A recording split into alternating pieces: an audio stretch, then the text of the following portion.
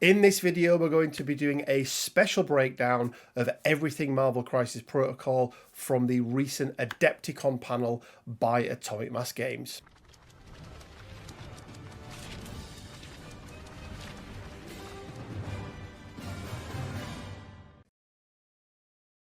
Hey guys, Rich from Rich Big Gaming. Hope everyone is doing fantastic. Well, welcome to this, another Marvel Crisis Protocol video. A bit of a bumper one today. We've just come off the back of Adepticon. There were a reasonable amount of releases announced, new card scene, new characters that we hadn't yet seen that they've really revealed. So lots of things to break down. And joining me, not necessarily as always, but joining me for this one is going to be Mr. Quinn Duggan. Quinn, how the hell are you doing, sir? You told me this was a Shatterpoint video. What's going on? Why am I here? Why am I here? Why am I here? Yeah, Adepticon, Quinn. I don't know, it kind of felt like Adepticon sort of came and went, and there wasn't really anything, and then there was the one panel that AMG did, and then that was it. There was there didn't seem to be any reveals throughout the week. There whole wasn't week. any real staggering, was there? It was one big panel where they covered Shatterpoint, then Legion, and then MCP. Not sure why they bothered with Legion, dead game. But yeah, hey, don't forget about that X-Wing presentation. But I think we do have to remember that I almost see it now a lot, especially with a lot of these studios, especially when they've got multiple games, multiple franchises that they're running, and they run their own events. They kind of want to leave their good stuff for their own events, right? Like they have to give you some little teasers because it's Adepticon, so they've kind of got to, show you some stuff. But I do feel like, as we know, Ministravaganza in July, I think they said, is really going to be where we'll see probably cards for a lot of the characters that we saw revealed during this presentation, but also then a more fuller roster of characters that we can expect to see come 2025. They did give us some 2025 characters, which I think a lot of people are going to be quite excited about the stuff that's coming. They are the most interesting ones, let's be honest. Oh, absolutely. Absolutely. So we're going to break down. We're quite fortunate in that I think it's... I want to get it right here, and I forget which app it is. Somebody from one of the apps it's Assemble, right? I think it might be the Assemble app. Yeah, they've taken the very poor quality images, and you'll see for a second. I'm gonna put up the first image, Quinn, of the thing, and somebody who is Scarlet Spider. Yeah, and this is really annoying. So somebody who comes from I have an audio, for anyone that doesn't know what I do, what I used to do as a job, I used to work in audio visual, real-time visual, running events and things like that. Having a camera pointing at a screen when you can just so easily take a second output of that screen and plug it in just seems so crazy that they don't do that. I really hate that they have this setup where they've got the presentation, right? It's already on a laptop, and then they're using a pretty shoddy camera at a pretty poor angle to actually capture it. But hey, it is what it is. But this was the first reveal, and these are characters, Quinn, that we've seen previously. I want to say probably from Ministravaganza. I think it was at the last one they showed off this pack along with the Spider Foes, right? Yeah. So first of all, we've obviously got Scarlet Spider, as you can just see from the image there. We've got a much cleaner version of this card that is not an official version of the card, but again, the guys from whichever app it was have managed to clean these up. So I'll make sure I link them down in the description below just to give them credit for these. And then I want to say Gwenpool. It's not Gwenpool. It's Gwenham. Gwenham. Sorry, Gwenham. Initial thoughts on the actual fully painted models. What are your thoughts on them? I mean, they look like more spider people. I like Gwenham. I can take or leave Scarlet Spider. Like, I think that's less to do with the pose and more just the general character design. It's a bit like, you're dated. Yeah, he is a little bit. He is a little bit. And as you can see there in the bottom corner, we do have a date for the release of these. So it is going to be May 2024. So expect in the next, I would say, Quinn, month and a half, so 4 to 6 weeks, you're going to see at least one of these, probably both of them, being the panel to play for one of the weeks, I would imagine. But as I mentioned, we do have a much cleaner version of the card for Scarlet Spider. Check out that little transition there. Ooh. I know, right? So Ben Reilly, he's going to be a 4/3/3. He's going to have 6 stamina on his front. He's a 4 threat, size 2, medium move, and I think that's a small base, Quinn, isn't it? So I believe so. Yeah. Small base, medium move, pretty standard stuff. He has 2 builders. One is going to be a power equal to damage dealt, Scarlet Strike, pretty standard, range 2, 5 strength. His trigger on this, which I think it's a little bit harsh, needing a hit and a wild for this, but it is an advance short, which is is okay. Impact webbing, range 4, strength 4. It's going to be a flat 1 builder, and then there's going to be a push on there on a wild. If it's size 2 or less, it is before damage is dealt, and it is a push away short. So yeah, I don't know about you, Quinn. I always like that option to go, okay, what's more important for me? Taking the risk and trying to get the extra damage and things, or do you know what? I just need 1 power to be able to do one of my abilities or a tactics card or something like that. So I quite like having that option. Yeah, it's nice having to. It's also nice having the option of, do I want to move myself or do I want to move you? Like, yes, I mean, yeah, size absolutely. 2 push is a bit weird because, I mean, as far as I'm aware, Ben Reilly is like a Spider-Man. Like, he's a proper Spider-Man. He'd be a Spider-Man. Yeah, he'd be a Spider-Man. Yeah, I gather there's always a thing, isn't there? Like, you've got to balance what the character can do with the card to keep him as a 4 threat. And then we've got whatever a spider can. This is going to be his spender. It's going to be range 2, strength 8. It's going to cost 5. And then after the attack is resolved, the character may advance medium, which is nice. It's a guaranteed. You don't need a trigger for that. So anytime you're limited to only 1 move, I think, is it Senators or something like that, where you can only make 1 move action. This wouldn't count as a move action, so that's quite nice. And then on a wild, he's got catch. This, I think, is identical to ASM's catch.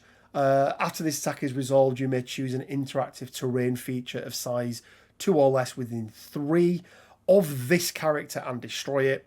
The target character suffers a collision as if a terrain feature were thrown into it. So it's nice. It's a nice way of getting some extra damage off if you don't quite do enough on that 8 dice, and you get a couple of extra through from a terrain piece. But I think a little bit underwhelming, Quinn, for a 4 threat sort of big spender.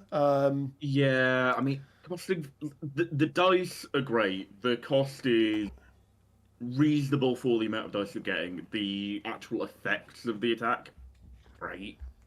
Like, no, not at all. If you're in a situation where you're attacking someone with, like, let's say 3 physical defense, and you do get the throw off, like, it can do like pretty solid damage, but just. Yeah, and again, terrain feature size 2. I'd really like that if it was, you almost got to do this where maybe you kept it as size 2, but then you got to throw the terrain afterwards rather than it just exploding. And then it was a case of if you did daze that character or KO them, and then you throw the it trigger still else. does something else. So that would have been quite nice. 2 active abilities, Quinn. First one is going to be Web Whip. It's going to cost 2.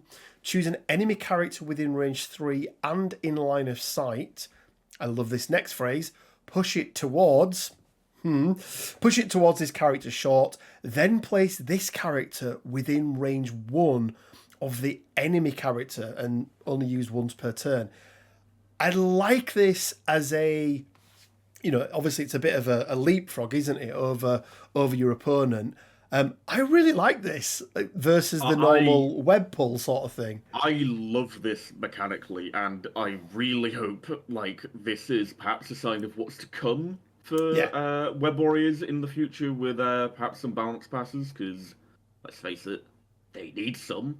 They do need some. I like that this is a control ability in which you actually have to think to use it. Yes. Because, web pull with Webline with Gwen, you just go, oh, I have 8 power, I'm going to pay 2 4 times, I'm going to pull 4 people short towards me. Great. There's no real,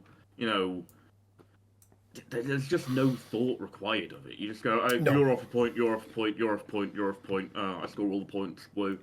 It's a little bit more intricate as well, isn't it? And it feels a little... Do you know what? It just feels a little bit more like what you would see in a comic book and, a bit more acrobatic, right? Because let's be honest, even a web swing doesn't really feel that acrobatic, does it? Whereas this, like you say, you've got to think about it. And there are situations where this could be significantly better if you do it right. So I do like that. Off a point, place behind them, get onto the point yourself, I also am very much a fan of the fact that this is once per turn, because it should be once per turn. I think enemy displacement abilities should be once per turn. 100%. They learned their lesson with Thanos after 4 or 5 years. Yeah. And Cosmic Ghost Rider as well. That was they quickly learned that one. Proportionate strength of a spider. Size 3 character throw. The short is okay. The range 3 is very nice. I really don't like the short. It just, for a 4-threat character, when there are characters like Bill that exist, and there's a whole discussion to be had about how Bill is probably overtuned. But Bill is only a range 2, isn't it? He's a whole size up as well. Yeah, it's a 4. Yeah, the whole size up. It's the same power cost. You get an extra size and extra distance for what for the cost of a range. Those things don't quite balance out together with each other. No, that's fair. And then lastly, as you'd expect, wall crawler. We haven't. I'm sorry, spider sense. So physical or mystic. It's just the normal spider sense. So it's physical or mystic attack and a dodge roll, which is always nice. Physical or energy. Sorry, physical or energy even, yeah. Reroll up to 2 defense or dodge dice, which is really nice. And then wall crawler. We don't have the official flip side of the card, so we don't know if there's going to be any. If I were to hazard a guess, the biggest change that had happened is maybe he loses a stamina. I was just going to say he goes from 6 down to 5 stamina wise. But then the other thing that we got in this box, and again you can see the blurry version of the card. So again, many thanks to the guys who put these together, is the brand new tactics card, Venomized. And there's quite a bit to talk around this, because I've seen a lot of people going really crazy about this card. And I'm let's break it down, Quinn, what it is, what it does, and what it costs to do, because I think that's a big thing. So, first of all, unaffiliated. And it's one of these new active action cards. So just to clarify what that means, it means that to play this tactics card, you have to use one of your actions, which means it has to be the activating character who uses this card on their turn. People were thinking some crazy things with the Nightcrawler one. Quinn, me and you were always like, no, this is very black and white.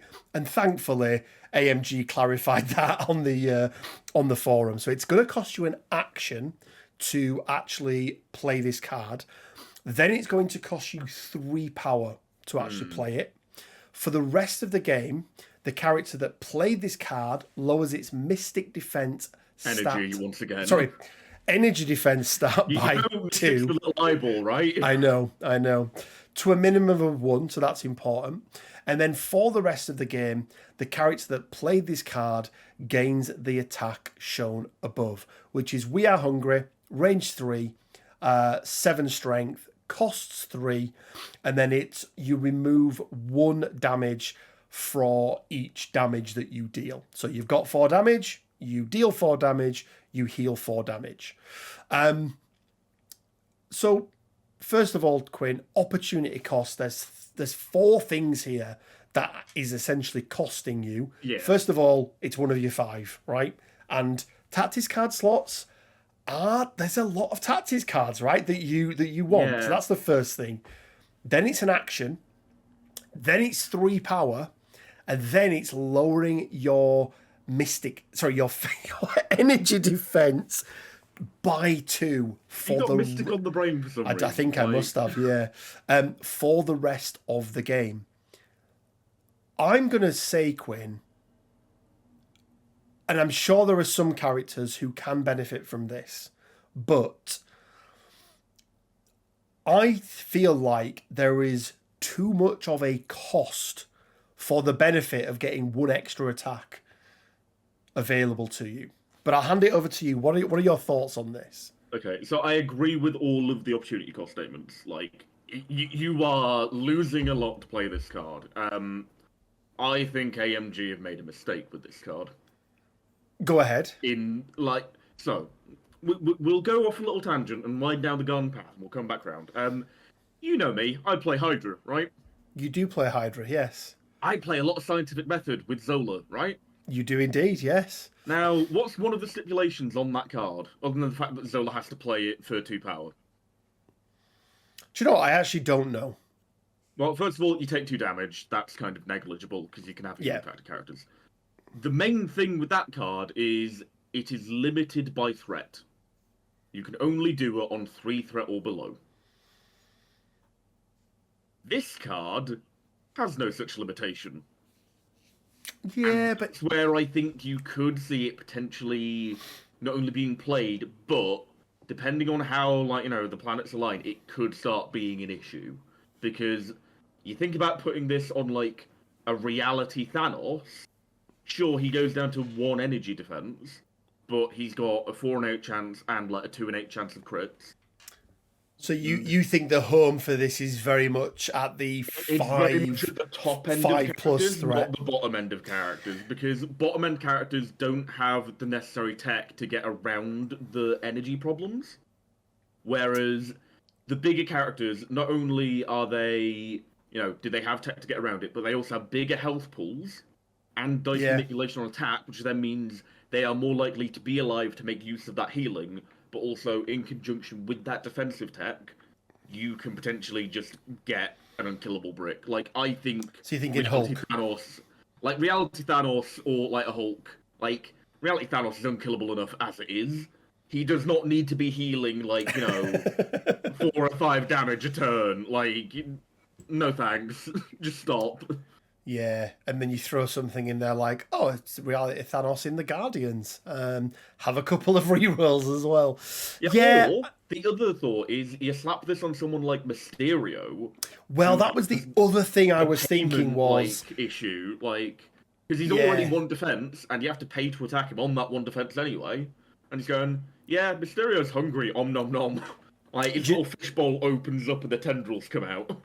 Do you know who else could be? Because obviously there's a lot of characters who have defensive tech where and it's usually Mystic, right? It's usually Mystic.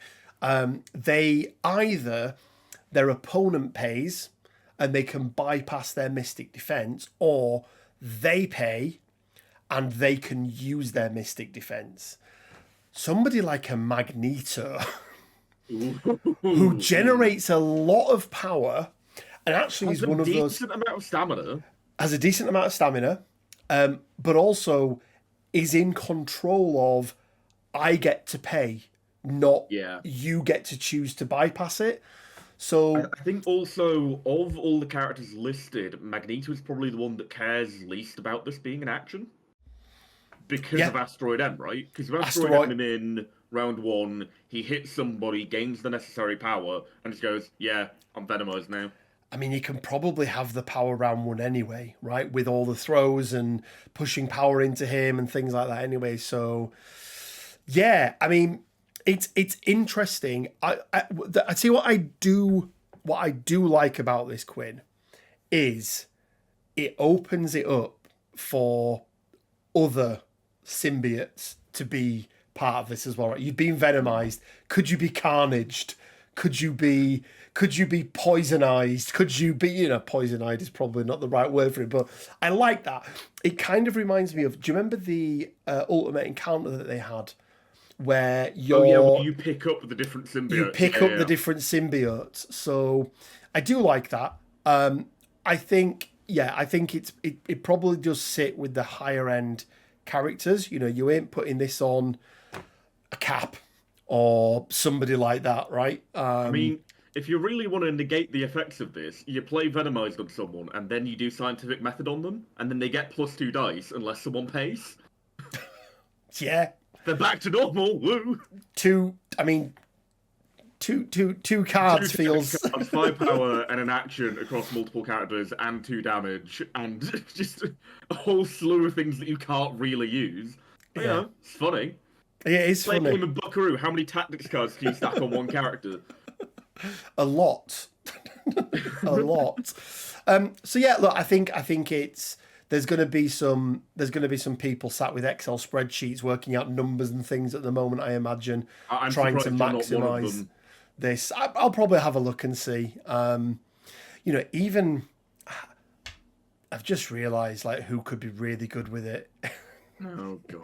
Is somebody like Rocket, who just has Groot. I mean, yeah, Groot just sits by. Like, I think also it's a range 3 attack as well, so actually it's not that bad for Rocket. Like, I mean, equally, Not at all. He's only got 3 stamina, like 2 stamina. He can actively heal off the back of it, but still, it's fine. That is true. Yeah. So yeah, we'll see. I think it'll be interesting to see the other cards, because there will be cards. There'll be more tactics cards in this box as well. But what I will say, Quinn, as a last point on this, I'm glad we are seeing, because it feels like it's been a while, the reintroduction of an unaffiliated tactics card. Because it feels like tactics cards for a long time have been, it's either bound to an affiliation or bound to a particular character. And it does make it a little bit difficult when you are building rosters, because you find that, I don't know about you, Quinn, but I'm often just filling mine up with things like fallback, mission objective, recal, mark for death, and actually I'm never taking them. So actually having some cards where you think, oh, that could actually work in certain situations could be quite nice.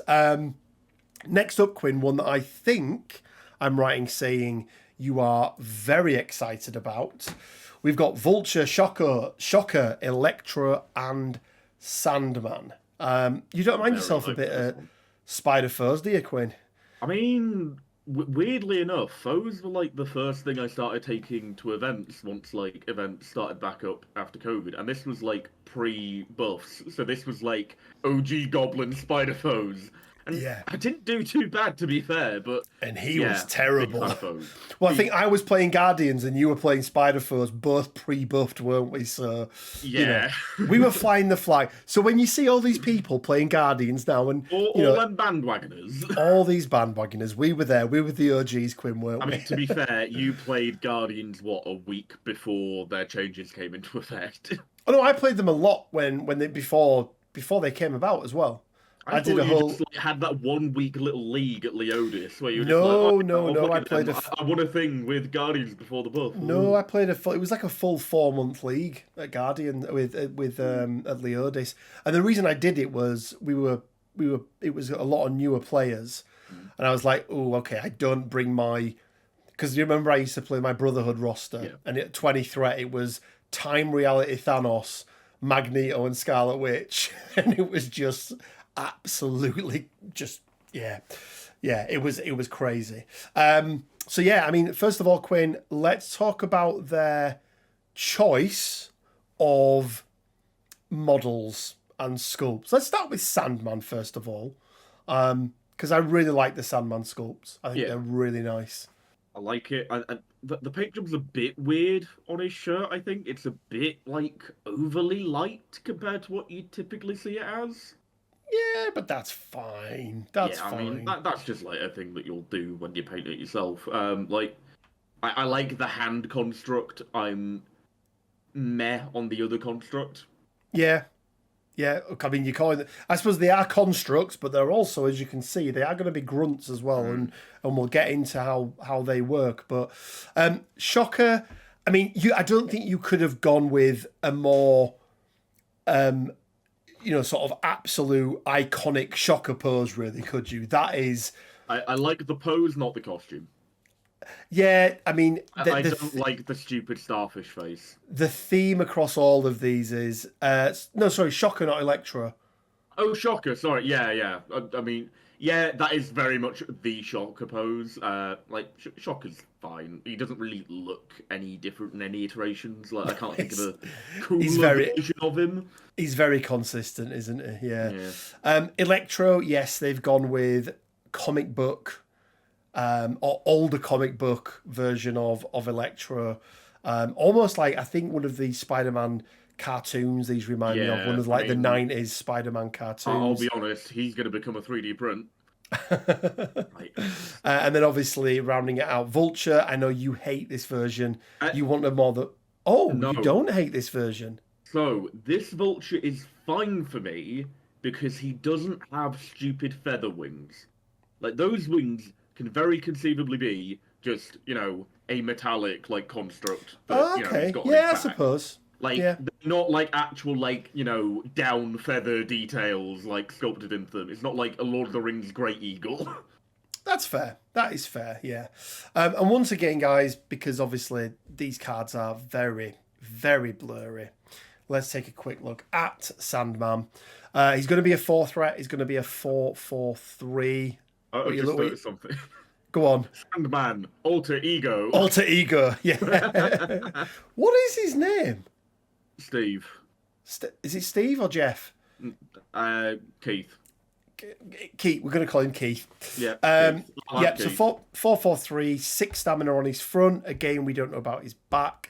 He's a size 3, which you'd expect.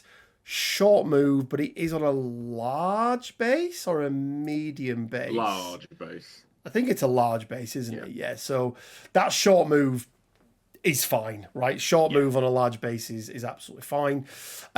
He has an attack, Quinn. Again, I don't know what the name of it is because it's a little bit blurry. I mean, it's 2 words, isn't it? It's something slam, I think. Something slam, yeah. But range 2, strength 5, power equal to damage dealt, and then on a wild, it's going to be a throw, size 2 or less. Throw it. Now, interesting, it is a throw short, not any direction.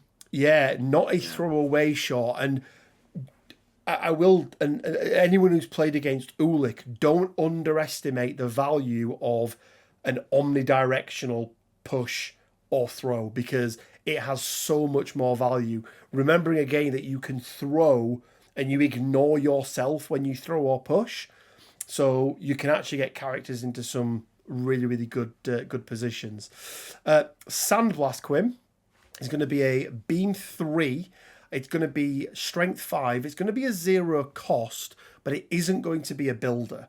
But underfoot, after each attack is resolved, if it dealt damage, this character pushes the target character short. So those, the gammas of the world, the researchers of the world, he's going to really love that. And the fact that he can do it for free could be quite nice. And then, again, I do apologise. I can't tell the name of this one. But it says attack, mate. Attack, yes. This is going to be a spender. Range 2, strength 8, cost 4. Add 2 dice for each sand construct within range 2 of the target character. Now, Quim, maybe thinking to yourself, well, hang on a minute. There is a sand construct are grunts, and we know that you can only have 1 grunt on the table at any one time. So why would they? It's for when you're facing an opponent Sandman and he's got his grunts within range, right? Yes. Yes. So let's go to Quinn, create sand constructs, because I think that's probably gonna clear a few things up there. So you may have 2 sand constructs in your squad instead of 1. You must activate all sand constructs before this character activates. At the start of this character's activation, if there are fewer than 2 sand constructs in play, this character may suffer 2 damage. If it does, place 1 sand construct into play within range 2. It gains an activated token and is now part of your squad. So it's a little bit like it's a combination of Magneto's constructs and traditional grunts. So that's why you're seeing things where you've got, multiple constructs in there. So I will also add, if you look at the text of the proper card, there is very clearly a bit where it specifies allied sand constructs. it is allied. Yeah. The other Sandman thing was a joke, but also, just to preface, it's probably not going to be a thing anyway. It's not, and it never was with Magneto, was it? They clarified that it's only ever your allied constructs. So it's got an active superpower. It's going to cost 3. Choose an allied sand construct within 3. Place this character within 1. Within 1 of the chosen sand construct. Then the chosen sand construct is KO'd, and Sandman removes 1 damage from himself. Now the nice thing with this, Quinn, is your sand constructs go first, so they'll have done their thing already, and then he gets to heal the 1, so that's quite nice. He's got an innate ability. This character gains 1 power whenever a sand construct deals damage or suffers damage from an enemy effect. He also has healing factor 1 and wall crawler. I mean, I like what he's got going on here, but he has a hell of a lot going on. And I think he's going to be quite a nuanced piece to play. Yeah, I think there's going to be some interesting jank going on. As far as I'm aware, grunts gain their activated tokens individually, right? They do, yes. Which means that when you start him out, you'll deploy one of the grunts within range of him, like you normally would, assumedly. And then, actually, do you? Because do the other people with grunts specify that you do that? No, so you actually have both sand constructs as you start. You get both of them when you start. Okay. Yeah, because it says you may have 2.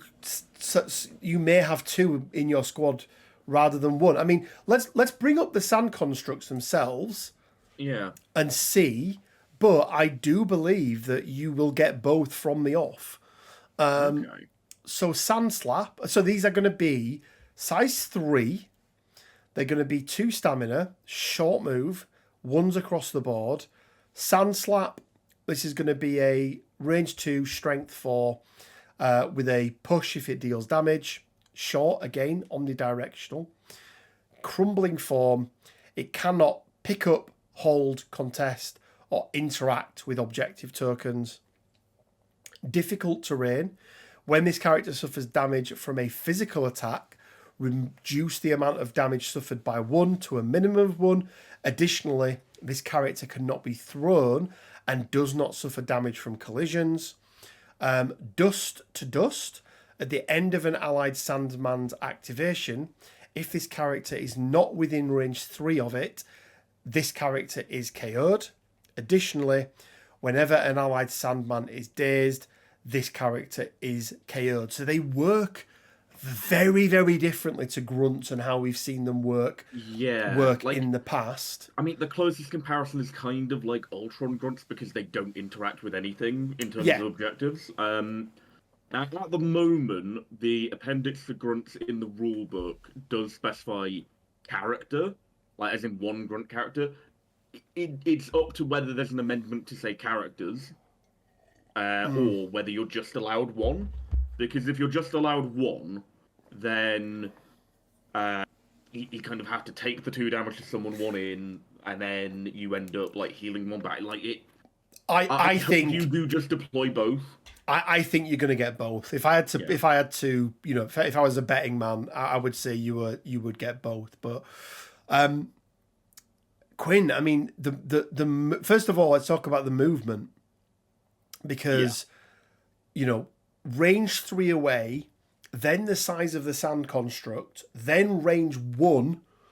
And then a big base. And then a big base, right? Yeah. This guy gets to move around. So I think what you're going to be doing here, Quinn, and I think the way that you're going to play them is, you're going to move your sand constructs around. You're going to be doing the slaps. You're going to try and use that omnidirectional push to potentially line up something like a great sandblast. Yeah. Then use your superpower, whatever it may be called, to get in a good position and just absolutely obliterate your opponent. Especially as there's no limit. You can do this whilst holding an objective token as well. You've got a hammer on him. All of a sudden, it's a beam 3, strength 6 attack. Yeah, I really like him. There's one thing that AMG haven't given him that even as a foes player, I'm quite glad they haven't. I am really glad he does not have power gain on that beam. Oh no, he can't. He would be obscene. Yeah, he can't have power gain on that beam. Yeah. Because even still, I think it's your main attack, right? No, but look at that, Quinn. That superpower. He gains a power when a sand construct deals damage. Yeah, I mean, it's okay. I think it's more interesting that he gets it when they take damage. Yeah. Just because they die, he poops one back out. Yeah, I think, especially in the kind of foes list that I like to run, which is like the Trap House, Mysterio, Cassandra Nova, Rocket, all that stuff. Having as much enemy displacement as Sandman does, you are going to be triggering traps left, right, and center. You're probably not going to have enough power to do them all.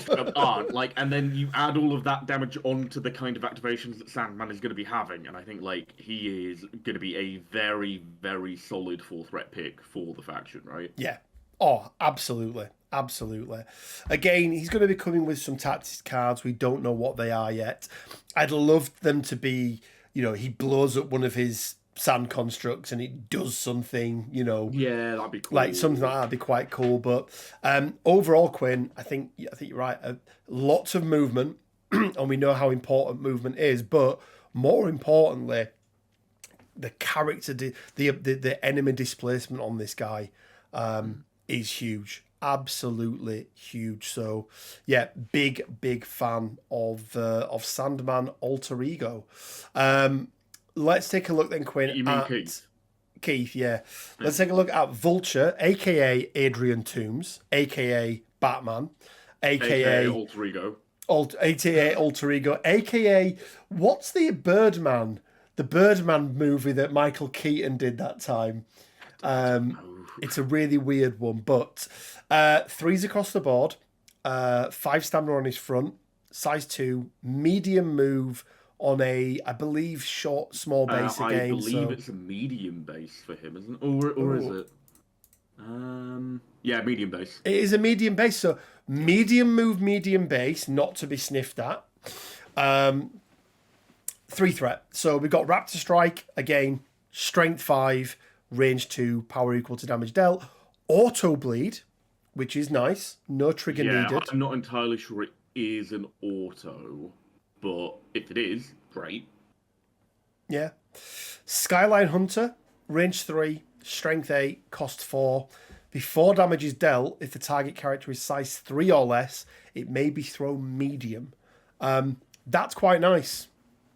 Yeah, omnidirectional once again, and also I did check, the bleed is on a wild. The bleed is on a wild. Okay. Yeah. Good to know. Hit and run. We know what hit and run does, Quinn. Cost 2.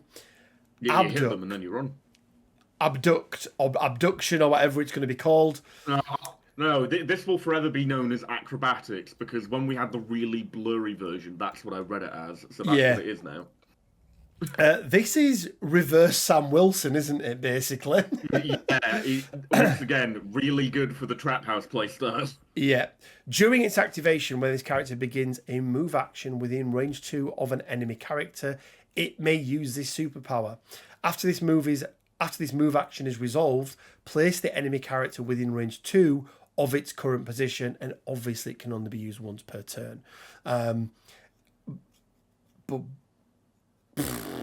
I mean, It's so good. It's that's so good, real man. good. Really, really Because good. also, you don't even need to bring them along with you. If you like are on like your back point, you can go, I'm gonna abduct and move into the middle. You're on my back point. I'm sending you back towards my own board edge. Yeah. Just, Do you have window get of you out the fight. opportunity? Can you hit and run with abduct? I think you can, right? That's I believe so, possible. because you Yeah. start a move action, hit and run does let you make a move action. and Yeah, it's followed by a reactive to move that. action. Yeah, so that could be quite nice. And like, if you get a scientific hubris proc off your attack, Yeah, I was just gonna say. So whenever he rolls dice, if he gets a crit, he's gonna get a power. So that will work on a lot of things, not everything, because it's Yeah. not always him rolling.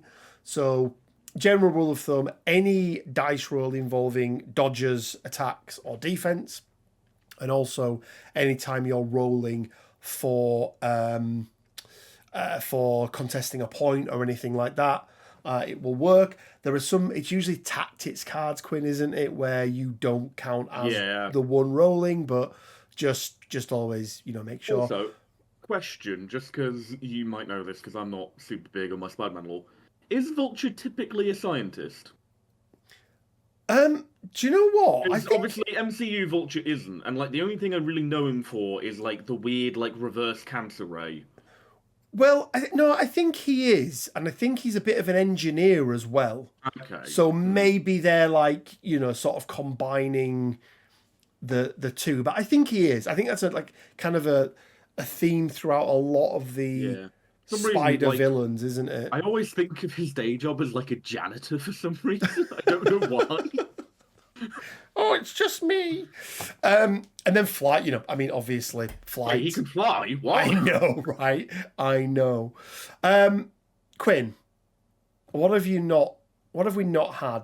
In fact, well, actually, before we go on to this, overall thoughts on him for a 3 threat? He's real good. I mean, there are a lot of 3 threats that are in contention in foes. Like Mysterio and Doc Ock still fight for a place, very much so. Lizard Um, is up Lizard there as is- well. Lizard's really good, but is I think more crisis and opponent dependent. Like he's Yeah, not that's as fair. much of an all comer. But yeah, like I think Vulture definitely is up in the rankings with them. Yeah, no, I do like him, and having again, I think he's solid, and a single tactics card because there's gonna be some good tactics cards in this box as well, hopefully. So yeah, we will see. What I was about to say, Quinn, was what character have we been lacking? What have we not had enough of for a long time in MCP? You know what I would love to see another one of, Rich? Go on. I reckon we could do with another T'Challa. Not another Black Panther, another T'Challa specifically.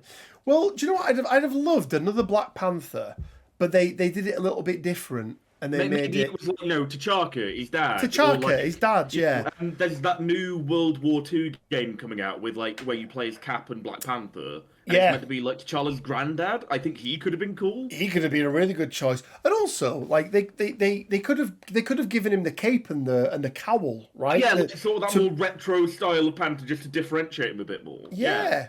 So they that'd be did cool. they did that. But so Black Panther, Chosen of Bast, and Namor the Submariner. It's really interesting that they do this. It's like, and I get the turnaround time is a lot longer on these, but It's about a year or a year and a half, right? you would think that they would be more closely tied in with the films that are being released at that time. I don't know. Everything else Yeah, seems I to mean, do it, but I don't know. Like it's kind of at a point now where I feel like the MCU is just less valuable in terms of marketing as it Well, I once mean, was, right? there is that as well. Yeah. So we've got Neymar, and we've got a new version of Neymar? Panther. Sorry, Play some Namor football? even. Yeah, Neymar. Let's start with the Namor sculpt, Quinn. I mean, it's Namor. I'm never gonna have anything positive to say. I fucking hate his character design. Oh, he's got weird little like baby wings on his ankles, and he's like pretty much naked. Like, great. I quite like it. I think it's a decent enough pose. He's got a real bad widow's peak, can he? I tell you what. I mean, but he always has that. That is like absolute prime Namor. I've got to say, of all of the Black Panther models, this is the best we've 100%. had, without a shadow of a doubt. Panther on the base, it's so cool. Yeah, this is a utterly beautiful sculpt.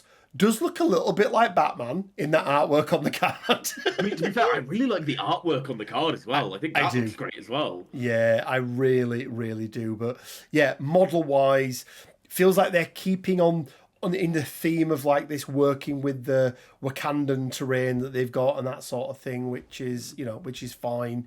I mean, it's nice that we're getting some different bases than the classic. Lots of like, different bases.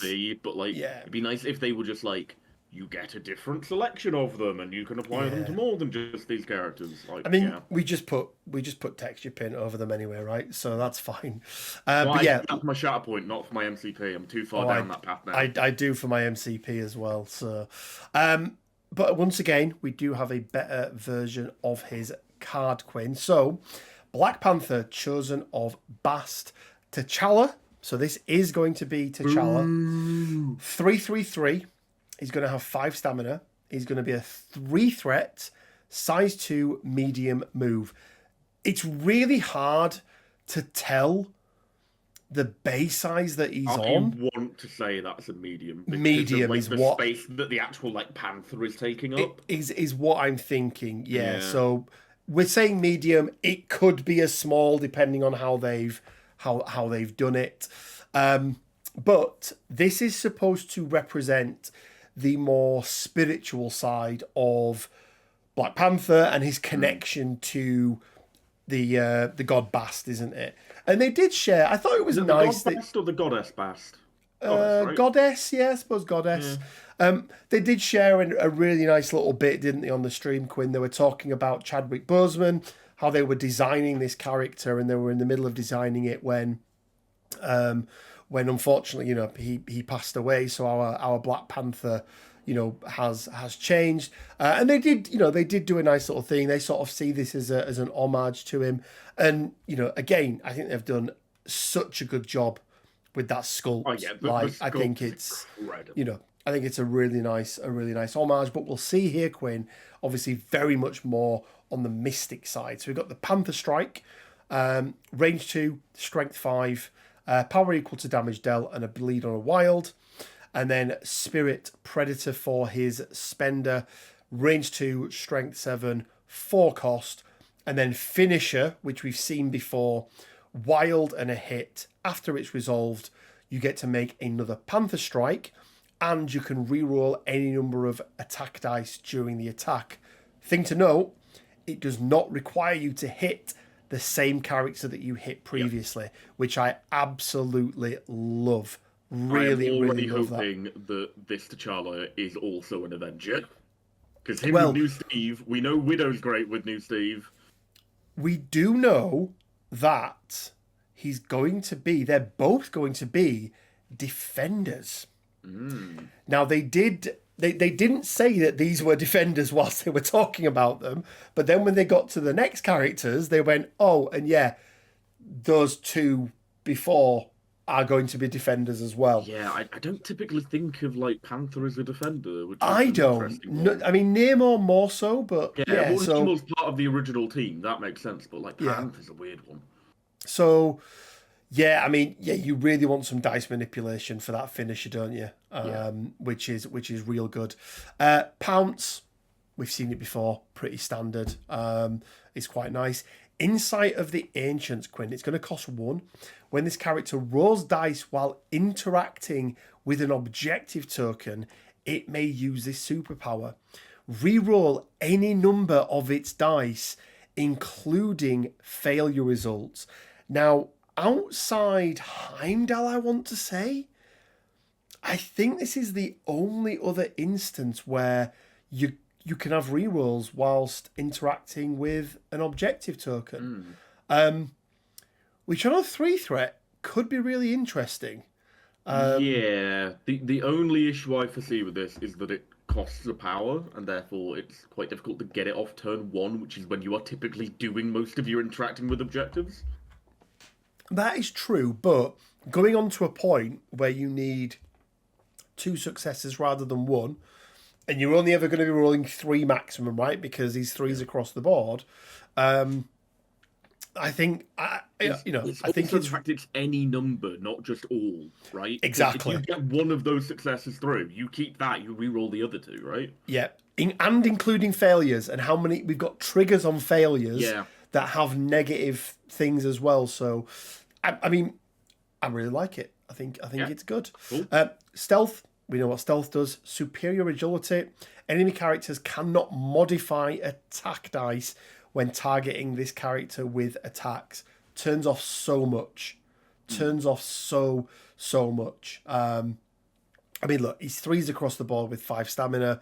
He isn't going, he is not the tanky OG 4-threat, T'Challa that we know. But this guy, I would say, is a bit more on the aggressive side. Like, that's really what he's here for. And I'm kind of down for it. 3-threat Mystic is like... It's just a section of the game that doesn't have a lot of competition in it, right? Like 3-threat Mystic attackers, you've got like Magic, Mysterio, Cleo. No.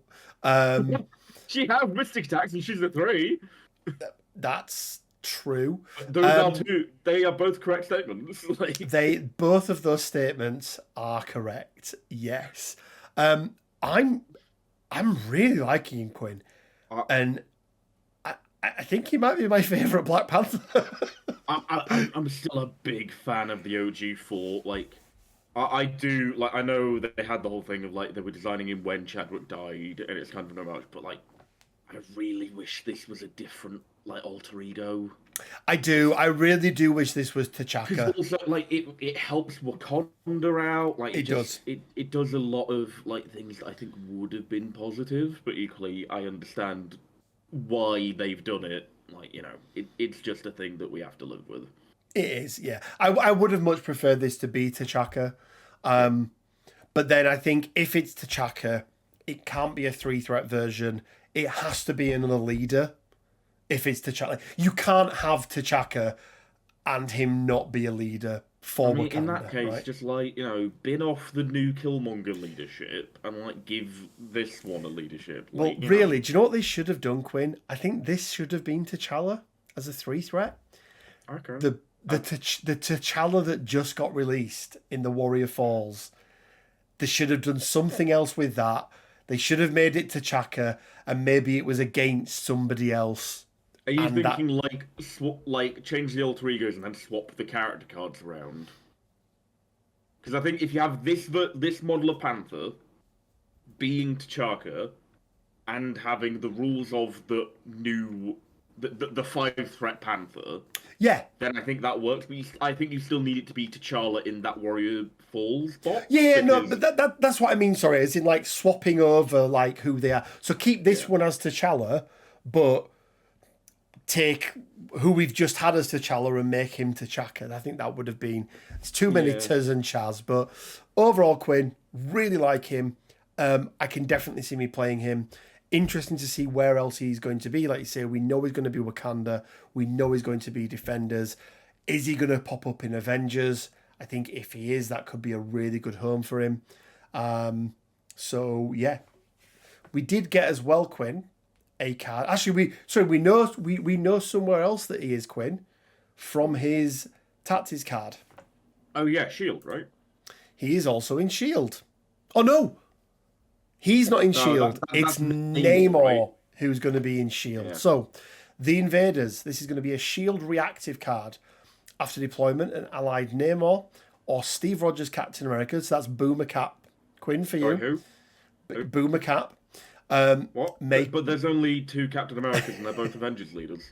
There's three. No, no. Oh yeah, sorry, Sam. I forget Sam. Yeah, he's also Captain America, right? So basically, it's one of these The Boomer leadership. Captain Ba Sing Se. Yeah, it's one of these leadership tactics cards that's going to be given to either Namor or to Steve Rogers. So it came in the with the box with the original Human Torch. The Invaders, allied characters may reroll one defense die.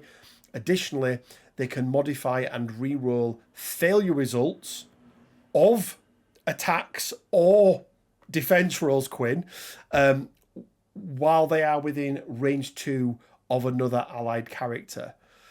That's a pretty good leadership, Quinn. Pretty good, yeah. Like this is one of the first ones I've seen where I've gone, that might be worth a slot. Yeah, and it's nice that I think they've woken up to the idea that, yeah, like, these are attacks that you have to pay, right? Yeah. And Yeah, therefore absolutely. they should be pretty damn good. Absolutely. So, overall, Quinn, much hype for that box. We're getting it in July. What are your thoughts? I don't care about Namor whatsoever. I would care more about the Shield leadership if it was, if it was associated with characters I care about. Because, as far as I'm concerned, Boomer Cap does not exist. There is no Boomer Cap in Ba Sing Se. And Namor, yeah, I just Threat. What would you think threat-wise for Namor? I reckon 5. I think he could be a 5. Like, he's kind of on that Thor tier, right? He is. He really is. But I don't care about him. This is very much for the older fans of the game, I feel, and that's fine. They should have things every so often. No, that's cool. Definitely got some things later on in this video. You definitely have some things. I think everyone.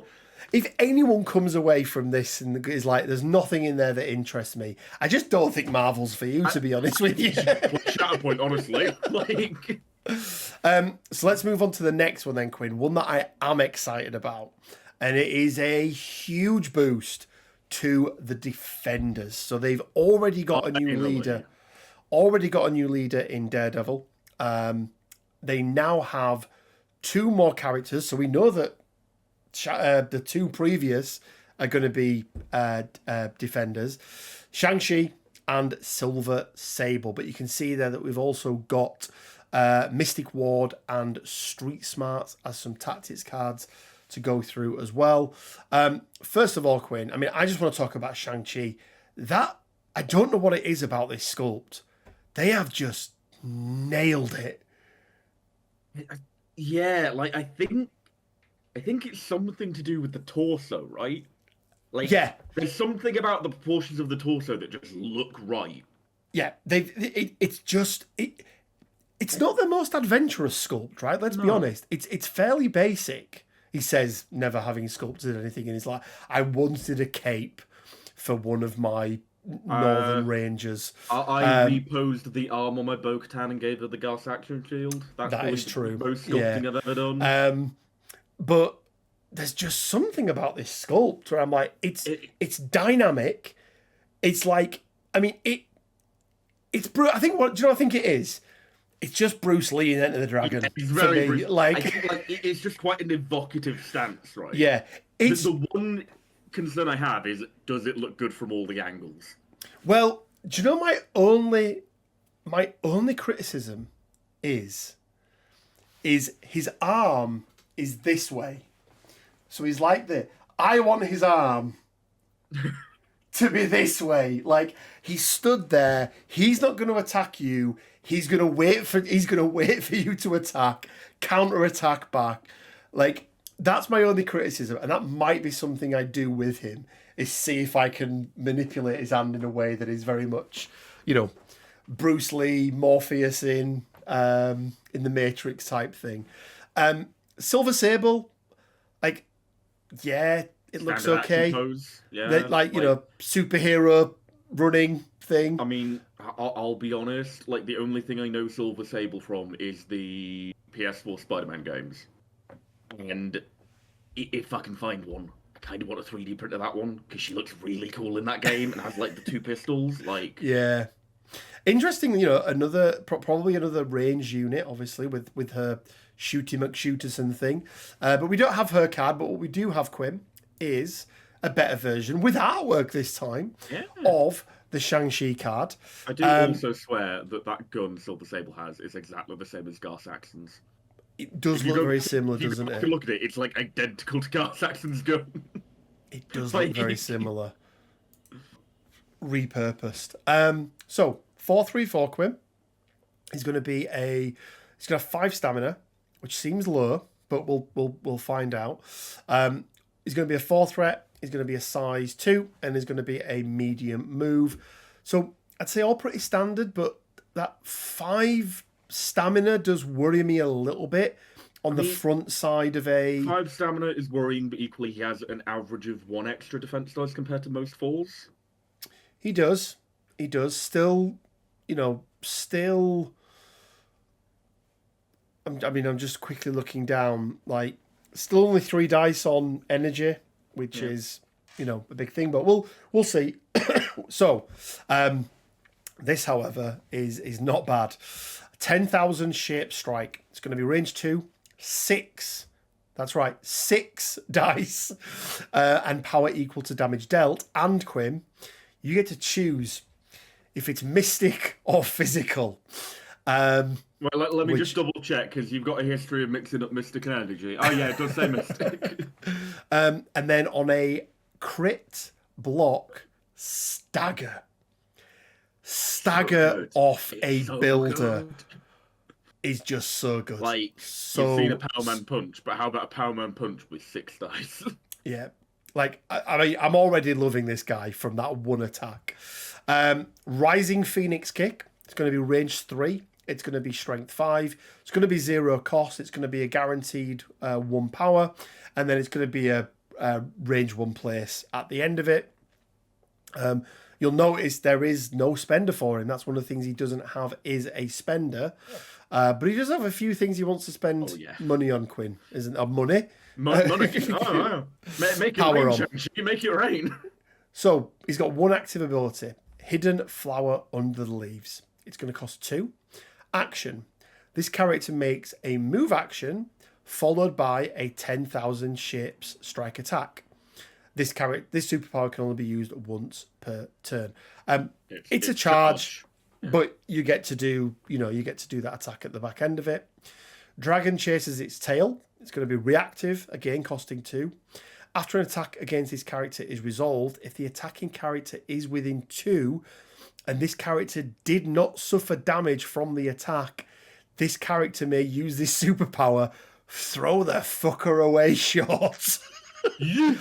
Sorry, apologies. Do not throw him away. Throw. Any direction. Any direction. And no size restrictions, so bye-bye, Dormammu. Pretty darn good. When this character... So 5 elements fist, another reactive, cost 1.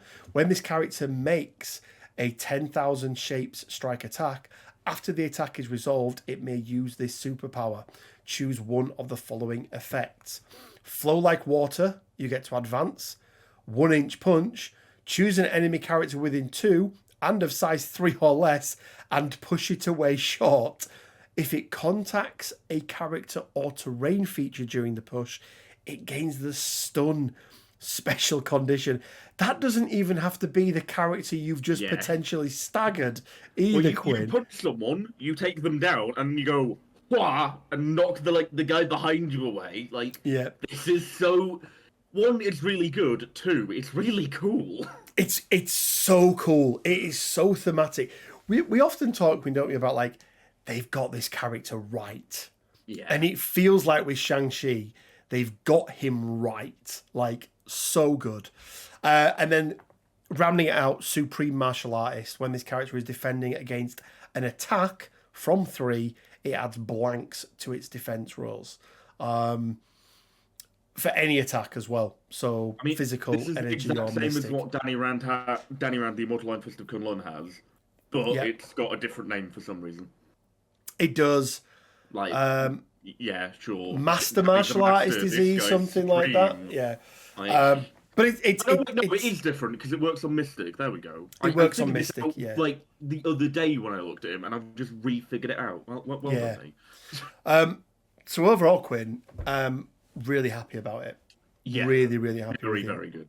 I think a character who's going to be doing a lot, and again, a lot of movement, a lot of displacement, and I love how they've built the fact that he doesn't have a spender, but he kind of does because he can then do things at the back end of his builder sort of thing. So Yeah, like, he's so cool. I'm also expecting him to have a card that is a big mega attack. yeah, absolutely. Is he going to have a one-shot KO attack? I mean, if he does, I want it to be better than Squirrel Girls. I want it to be easier to get off than some of them. Yeah. But we did get, as we said, Quinn, a couple of tactics cards. So let's start out with Street Smarts. Defenders. Quinn! They've got a tactics card. What? During the power phase, any number of allied defender characters may each spend 1 power to play this card. This round, while a character that played this card is holding or contesting an objective token, if it would be pushed, advanced, or thrown, it may suffer 1 damage. If it does, it is not pushed, advanced, or thrown. Quinn, you likened this to Stalwart. Stalwart, yeah.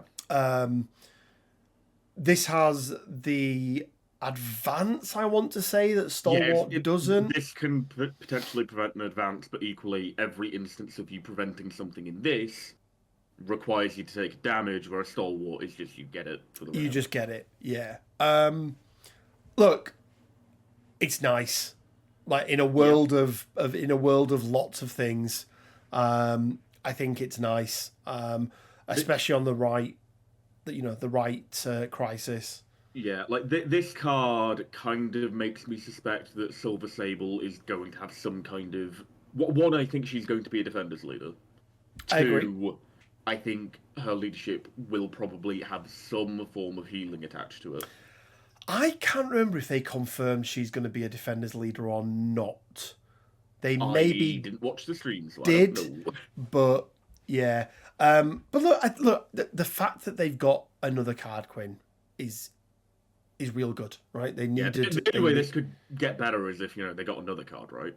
Well, do you know what, Quinn? They did. They got Mystic Ward.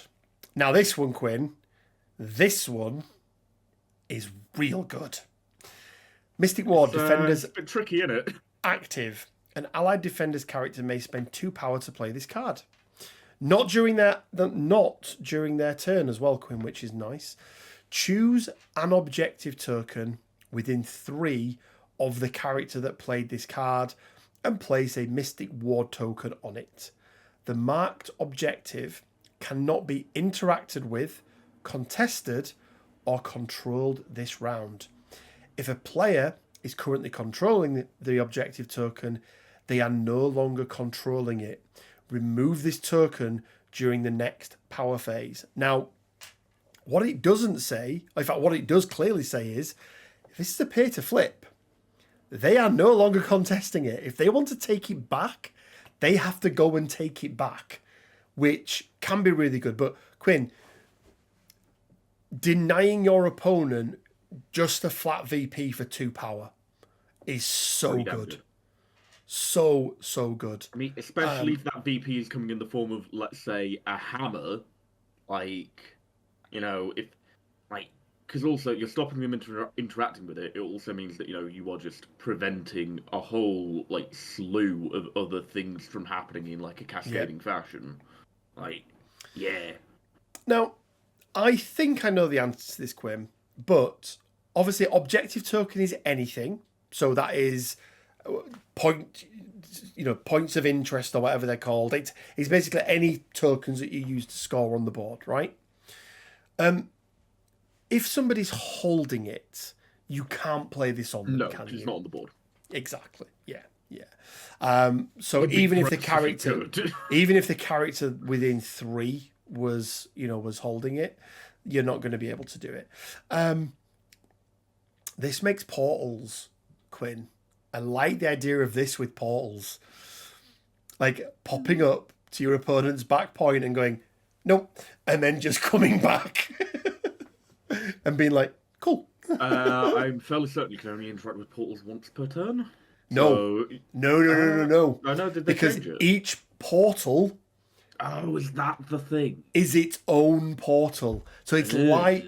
it's like when you interact with crisis cards, right? You can only interact with each one once per turn, but you can interact with as many as you want. What are your thoughts, Quinn? What does this do for defenders with the extra characters, with these 2 tactics cards? I mean, I think if anything, it gives them a level of identity, doesn't it? And some actual play style that is more than just Daredevil has some rerolls. Yeah, I mean, Strange exists. He's a cool guy. I don't know. He's I there. think these cards make Strange a lot more viable. Yeah, I think so. Also, I've read Pentagram. I think you're telling lies, but No, I think you can. the wording of it is slightly different to Crises, as far as I'm aware, because it says at any time during character activation, whilst within one of a Mystic Portal, it may spend one once per turn to be placed within one of another Mystic Portal. So the action of interacting with any portal is once per turn. It's not once per portal per turn. I'm sure I saw a video of somebody who was talking. They'd won something. Well, in that It was case, they were cheating, unless they were doing Black Bifrost. no. This was a Defenders player. Yeah, So like I was gonna say, like I'm a pretty OG Defenders player. Like I'm fairly certain that's not how it worked. oh, okay, maybe not then, or maybe even you can move up, do this, and then use the portal to get yourself back into safety or something like that. Maybe, but Yeah, either way, I like it. Look, Defenders are probably the one yeah. Like affiliation that we've been calling out for a long time, Quinn, haven't they? They need they've needed something. help for a long time. Obviously, last Balance Pass they got some help with the new Daredevil, and now they're getting this. Like they're slowly scraping back together an identity for themselves, and I'm very excited to see like what the future holds for them. Like Yeah. No, I think it's going to be good. And this pack is July 2024, I think. So not that far, again, yeah, not that far. not that far off. So that's it for cards, Quinn, but Yeah. that isn't it for reveals. Let's start off with one that we knew was coming, but it's quite a nice pose. We've got some Mighty Thor, Lady Sif, Thor, and Loki. And I do Yeah. believe, Quinn, confirmed, 6-threat Thor. In fact, I don't believe that. If only he didn't look so derpy. He does look derpy, doesn't it? Now, Like, tell you who doesn't look derpy. Lady Sif. Sif doesn't look derpy. Yeah, Sif looks cool. I really like the Mighty Thor as well. Yeah, The Loki's all right. Like, yeah, it's fine. These are coming in August. I mean, they've gone very old school comic book yeah, version of him, which is a little derpy. It is a little derpy. Just the angle. yeah. Yeah, the and then the pose is weird. no expression on his face as well. No expression on his face, no beard on his face, because This is the version of Thor that it is. Yeah.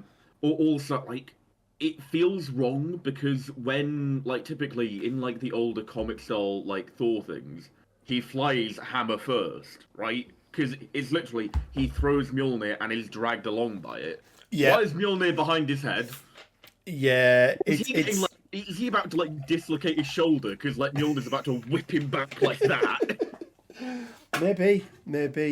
But look, I think Asgard are very, very happy. A bit like in a very good place. yeah, a bit like Defenders, right? Yeah. Now, I really love the original Loki. I think this new Loki is going to have a lot to do to Yeah. displace my favourite Loki being the OG Loki. Again, I'm hoping for a slightly higher threat level Loki. Yeah, you'd assume if Thor's going up, Loki's going up as well, right? Yeah. What do you So reckon for Mighty Thor and Sif, though, threat-wise? I think Sif's going to be a 3. And I think I'm Mighty... hoping 3. I've heard rumors of 2. I hope they're not true, because No, no, no, no, no, no, Sif no. is a proper warrior in her own right. Like, she should be a 3. I mean, there's an argument to say she could be a 4, right? If you were Yeah. doing it. But I would say from I'm a quite balance... like 4 Sif, and then we get the Warriors 3, and they're all 3, because they're the Warriors 3. And there's 3 of them. Yeah, makes sense. But yeah, Jane Foster Thor, I could see being a 4. I could also see 5, depending on what they want to do with her. Like, I in my head, you're gonna get 6, 5, 4, 3. I think that would put them in such a good position. yeah, like In terms of then there's a bit of like contention of like how good does Mighty Thor have to be to displace Bill? But equally, that's another thing. If Bill's a bit too good. Bill is a bit too good, yeah, and she might do different things, right? Like she might just do different things. So, so yeah, August as well, Quinn. So again, not a Not too long far away. And wait. also, they're on the Asgard terrain that I believe They are on the confirmed is Asgard releasing terrain. with them. Yeah, so the Asgard terrain is being released. It will also have the one shots in there as well, which take or leave them. I don't think you're going to see them in. Is my choice. Yeah, you're not going to see them in competitive play, but as a little, fun at home type game thing. Yeah.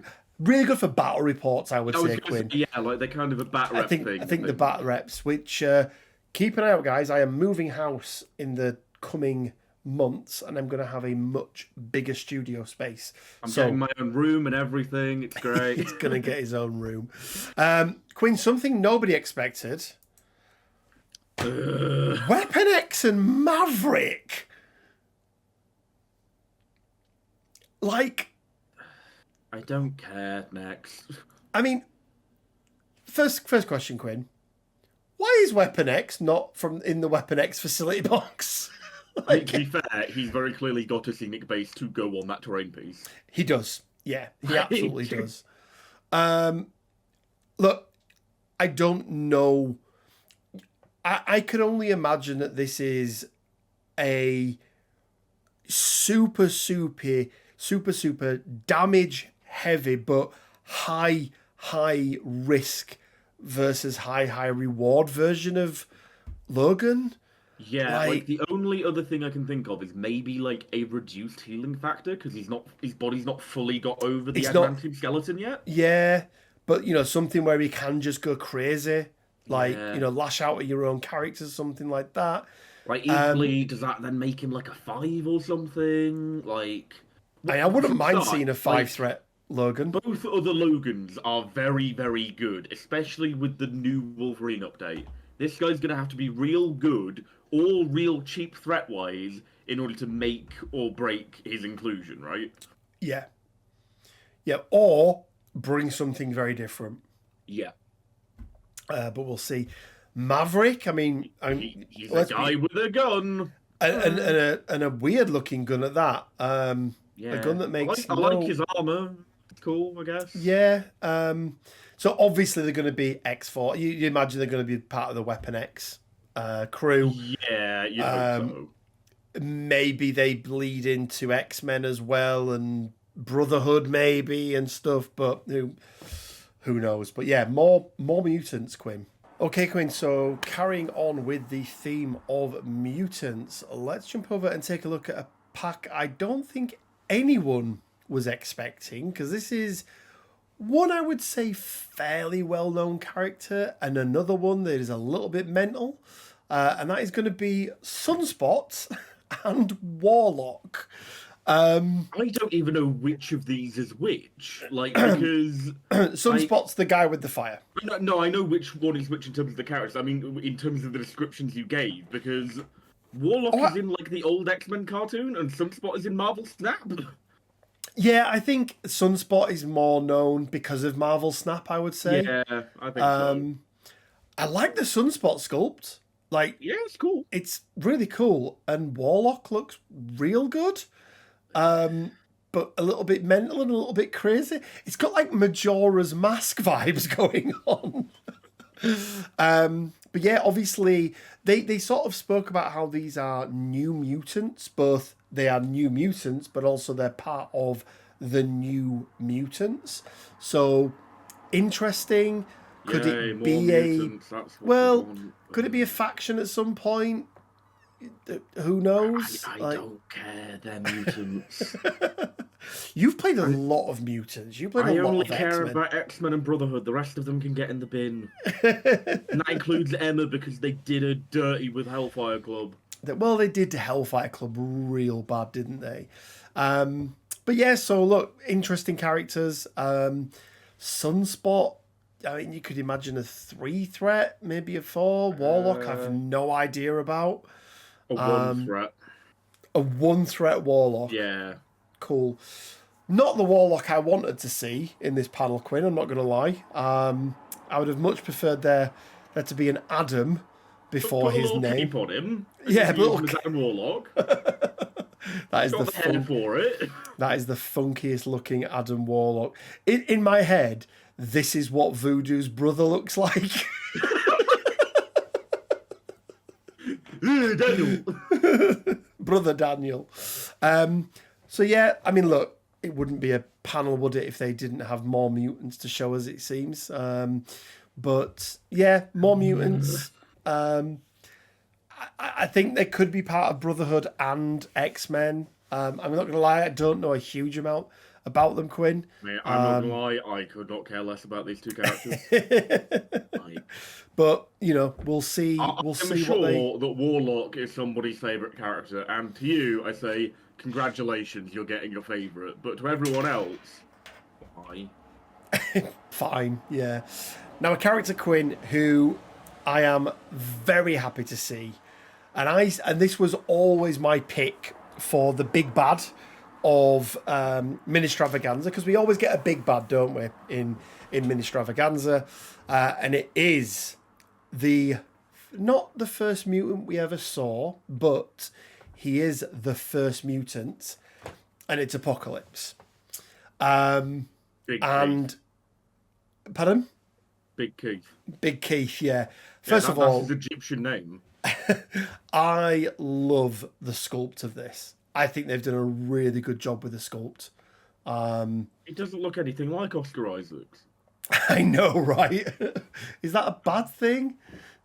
I mean, if I had the option to look more like Oscar Isaacs, I'd fucking take it. Oh, is Oscar Isaacs now the only person who has two different characters? Let's make sure that's out there. In MCP that he's played. Until we get actual Human Torch, I think, yes. Yes, good point. His actual Human Torch actually does that for 2 actors. Yeah, he does. Yeah, so... Oh, yeah, because Killmonger as well. Because of... yeah, I nearly said Michael Jordan then. No, not Michael Jordan. Michael B. Jordan, yes.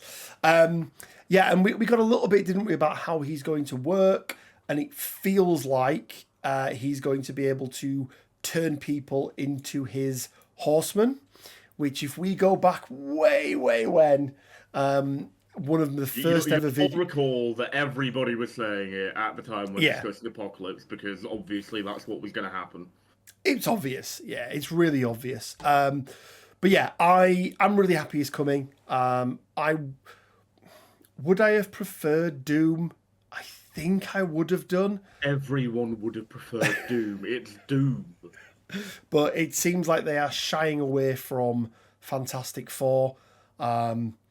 We've got to say, Quinn, we actually don't know like how much that is them not wanting to do them, or how much that is them not being allowed to do them yet by Marvel. There's always that you have to take into consideration, isn't there? That you know, they have a list of who they want to do, and it has to be approved, I would imagine, by somebody at Marvel Disney. So who knows? But yes, he's going to be our big bad. He himself has to like put a stamp on the list. Yeah.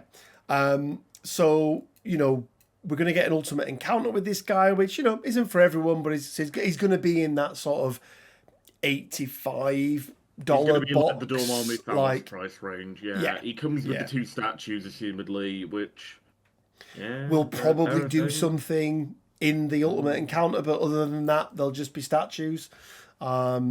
So yeah, may They're have also one. not that big as far as statues go. Looking at like looking at it, right? You can never really tell, can you, with It the seems like they're perspective roughly and the same things? scale as him. Yeah, it does, doesn't it? Which you'd think they should be Like, bigger, but yeah. So Apocalypse, and obviously because we've got Apocalypse coming, this is the first of, we've been told, some of the Ensabanur terrain that will come the with the shrine one to shot Big Keith. cards. Yeah. Big Keith Shrine. Yeah, I mean, I'd say what it does look, Win, is it looks more usable than some of the other terrain pieces that we've got, which is Yeah, nice. it's just a bit weird looking. Bit Like, wonky, isn't it? It's it's a little bit wonky, but also like it's just a bit of a mess to look at. Like, there's a lot on there, isn't there? there's way too much going on. Yeah, Like, hell of a lot going on. Hell yeah. of a lot going on. And then kind of, Quinn, as a tease to what we can expect in terms of characters who you could use as his horsemen. We have got Angel and Archangel. I do really like the Archangel pose. I'm less bothered about the Angel pose, but yeah, I think they look fine. See, I think the opposite. I like the angel pose. I'm not too fussed about the archangel one. Okay, He's doing a weird like Superman pose. It's not for me. fair Like, enough. Yeah, I mean, this may be one of them where a clear plastic thing comes into play, so you can change the angle a little bit, I maybe. think I But would have preferred him to have like the arms out behind him because that's kind of how he typically flies. yeah, and maybe Like, it more doesn't. of like a forward-looking pose, so he's like flying forward. Yeah, like. But Also, I think I find it a bit strange that they didn't put this pack before the Apocalypse pack. yeah, Because it's I like a think as watching the pre-tease. presentation, you would have been like, "Oh, Angel and Archangel," and then boom, Apocalypse. Like, Yeah, yeah. So interesting. First, I think it's going to be the first time we've ever had a character pack where there's going to be two versions of the same character who can only be fielded. Only one of them can be fielded at the same time. Ant-Man and Wasp have 2 characters that do that. You can only have Little Wasp out when Big Wasp isn't out. Okay, and Emma and whatever. No, but you know what I mean, right? Like two individual characters with Yeah. their own stat cards that that can't be in the same squad at the same time. But interesting, you'd imagine obviously Angel is going to be X-Men affiliated. Archangel could be Brotherhood potentially, but it feels like Apocalypse is just going to be him as his affiliation. I'm trying to recall. I think there might be a point where Archangel's part of X-Force. I vaguely remember reading an X-Force run where he was part of the team, along with like Wolfsbane and some other people. So like, Okay. that's potentially a home for him. Yeah. What we're thinking for Angel and Archangel, are they going to be different threats? Is it going I to be a reckon 3 and a 4 or? yeah, Feels about right. Feels about right. Like, I mean, Angel, I don't view him as being particularly offensive. So Archangel definitely, but Archangel Angel, 100%. But Angel, yeah, like, Angel, you would expect a lot more movement shenanigans, wouldn't you? yeah, he'd be a bit like Vulture and Sam, I imagine, like kind Yeah. of shifting people about the board. Yeah, and again, coming Q3 2024, and okay, Quinn, let's actually get on to, I think, most people's favourite part of this entire presentation, and I want to preface this with saying, I think one of the best things Marvel have done, I'm talking about MCU here, in a long time, and this was quite a while ago now, Yeah. is the Werewolf by Night It one was so shot. good. It was so well done, so good. I love the fact they went for the black and white choice.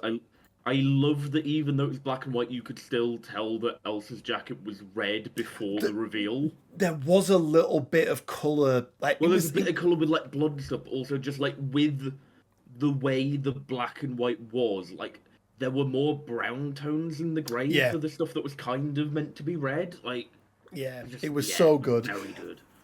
And we're going into a part of Marvel that I think a lot, the maybe more casual Marvel fan maybe don't realize is actually quite a big part of Marvel. Now, there's obviously lots of properties out there, Quinn, isn't there? From like, let's call them the Monsters universe, your classics Yeah, it's that kind of are like Hammer public. horror pictures, right? Yeah, are public IP. So we have got the Tomb of Dracula characters. So we have got Frankenstein's monster. He is Adam, if you want to give him his name, right? He is not Frankenstein. Frankenstein was the doctor. We've got Werewolf by Night, obviously. It's the mummy character that he's got a different name, hasn't he? And I can't remember like what the proper All name I can is. think of is Mystic Carrion from Baldur's Gate 3. It's not. I know It's it's not, but but yeah. equally, like, oh, he was the mummy. I fought him. He died. Like, you know. And I tell you a character, Quinn, that I am not going to be needing a 3D print of is Dracula himself. Do you remember what you said to me about Dracula many moons ago?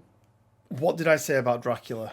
Because we were discussing like things we wanted in the game, and I kept saying I really wanted Dracula, and you said there isn't a hope in hell that they ever do something like Dracula because he's not just a solo Marvel IP. He's Yep. like public domain, and look where we are, Richard.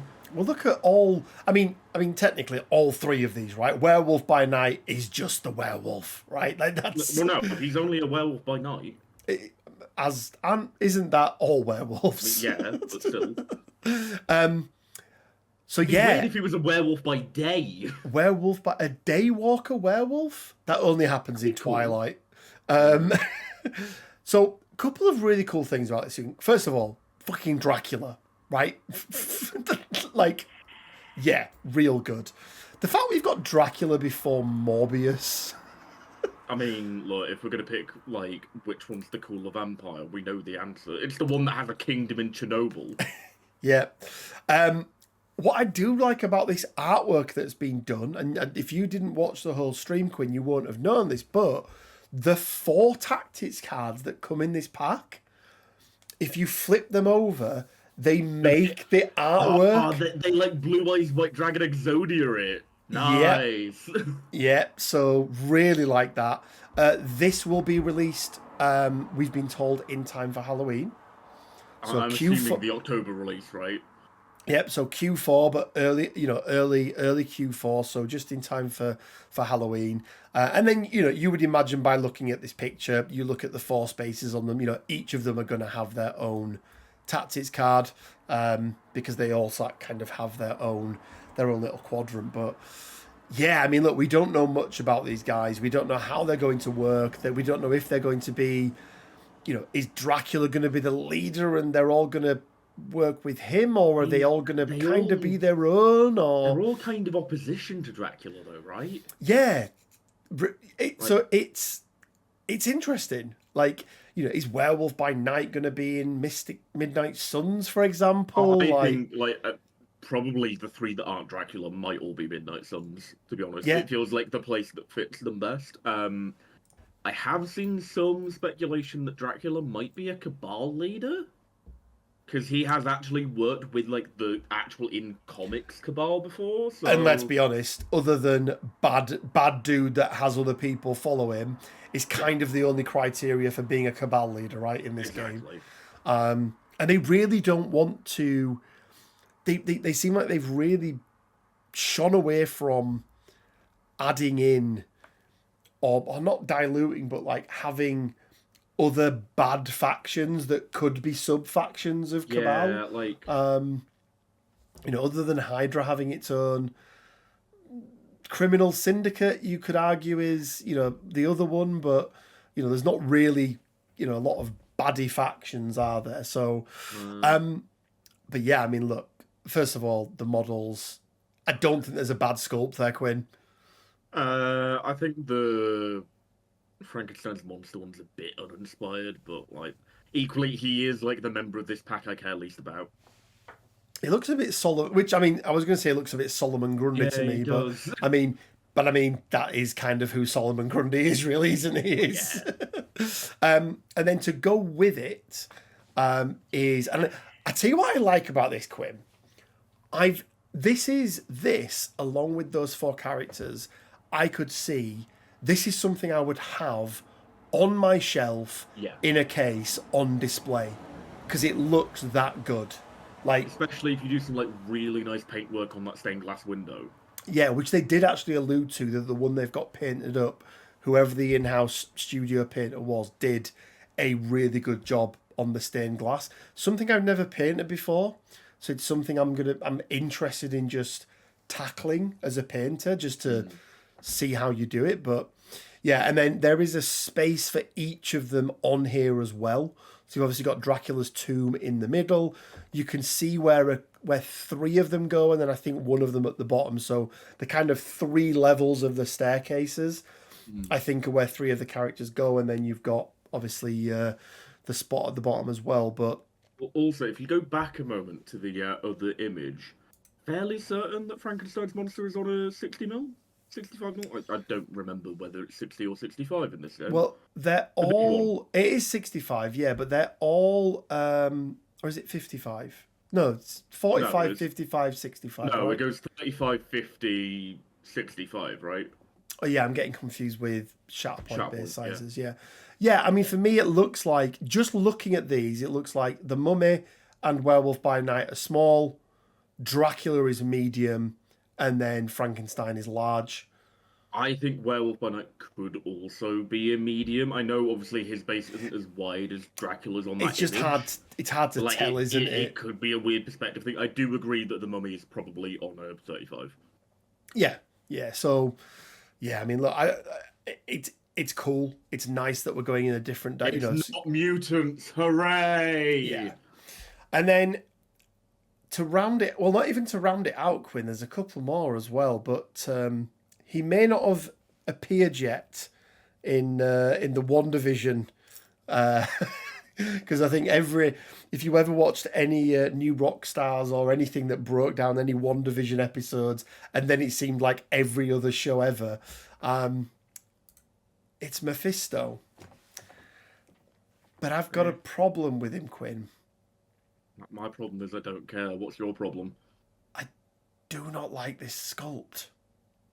Me. Like, Hey, it is me. I'm just a bit like, yeah, like it's like, I'll maybe try and pull up some other pictures of Mephisto in the edit, but like, really, like this is what we got for Mephisto. You know what this kind of feels like? This Go kind on. of feels like a bad attempt to do a model for Raphael from Baldur's Gate. Yeah, I mean, I don't get me wrong. It's not that it's like there's nothing. It's not badly sculpted. It's just not the. Do you know what it is? It's Hondo with devil, a layer of devil over the top of him. It's Like, Deveroni and Hondo. yeah, I want him to be a bit more menacing, and a bit more, rather than just a smug look. If you wanted to keep that kind of general like silhouette, I think there are two things you could do that would massively improve it in terms of what you're looking for. Which is one, you give him a raised base, so you have him like maybe descending some kind of stairs, Yeah, and then you have him looking down at Yeah. whatever he's going towards, rather than like up, like ha. I don't know. We may get head options and things like that, which may work. But I mean, we will say cool cape. Like, It's not as cool as Black Panthers. it's Or not as cool. I Dracula's. mean, let's be honest. Black Panther has gone to the top of the cool cape ranking. Like, it's pretty damn good. But that's not it, Quim. That is not everything. Yeah, boy. So we've just spoke about Werewolf by Night. Two very prominent characters in in that little show that we had. We're going into early 2025 now, so obviously no models, just some artwork. Man Thing, you would assume big base, big bruiser, Yeah. So I would so imagine a lot of regen on him, right? oh, huge regen. Yeah, I could even see him being healing factor 3. Yeah. Like, he shits on Wolverine, right? When it comes to healing factor. And confirmed, guys, Elsa is a new leader for the Midnight Suns. We were all calling it anyway.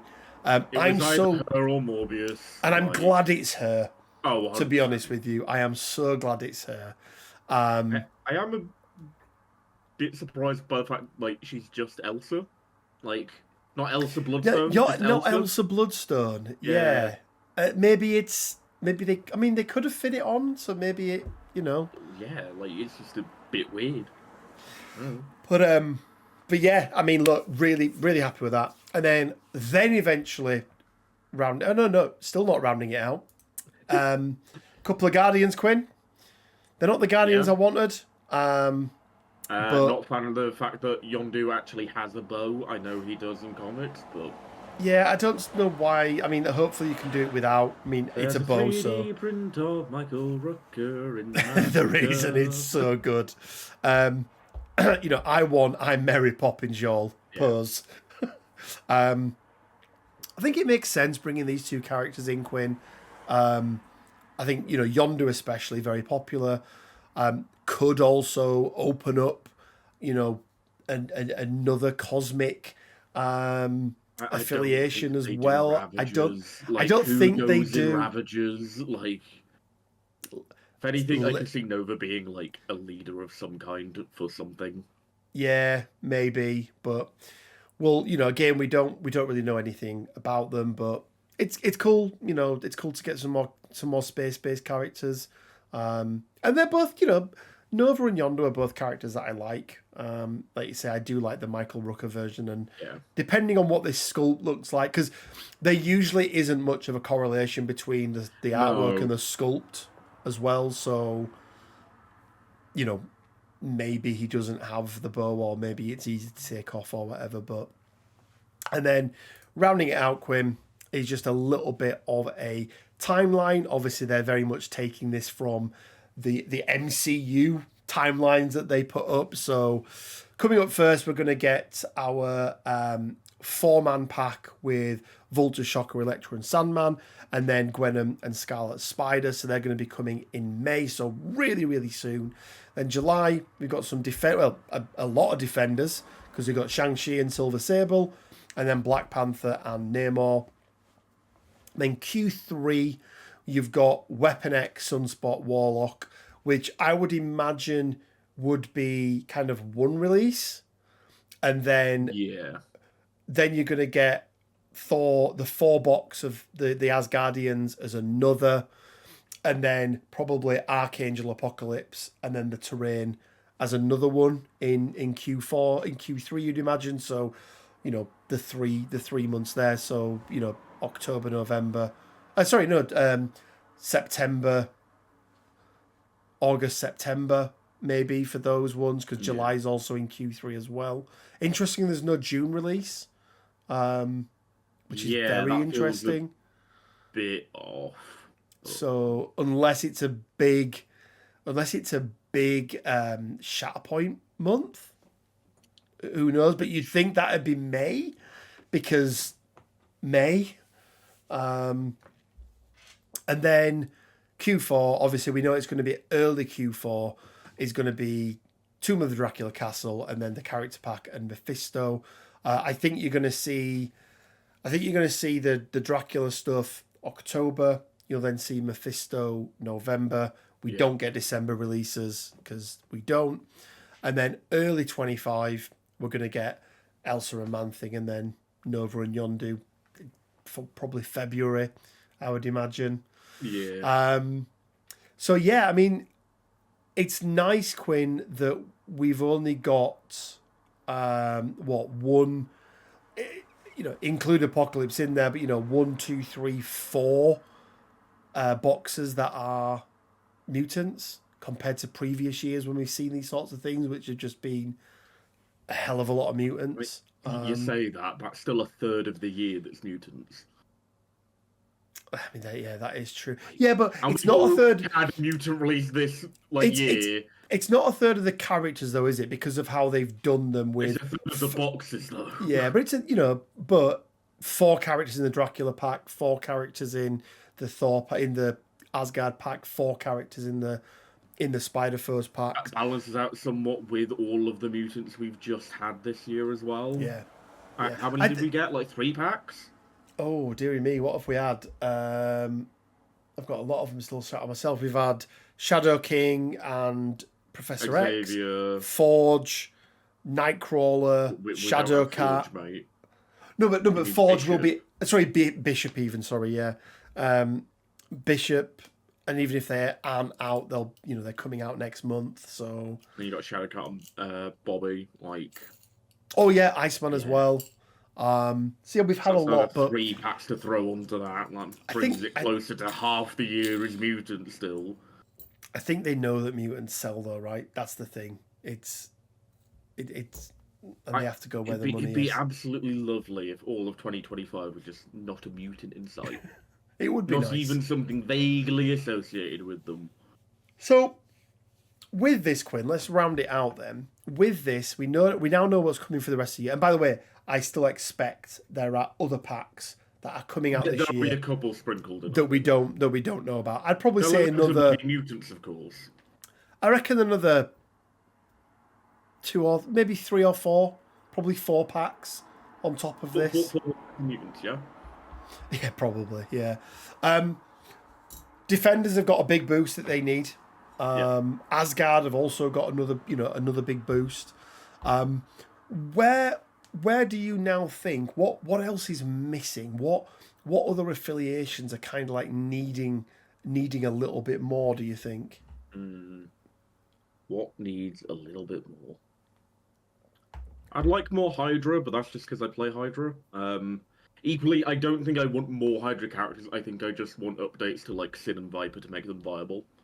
That'd be nice, wouldn't it? Yeah. Yeah. Other stuff that's missing. I mean, other think- than Fantastic Four.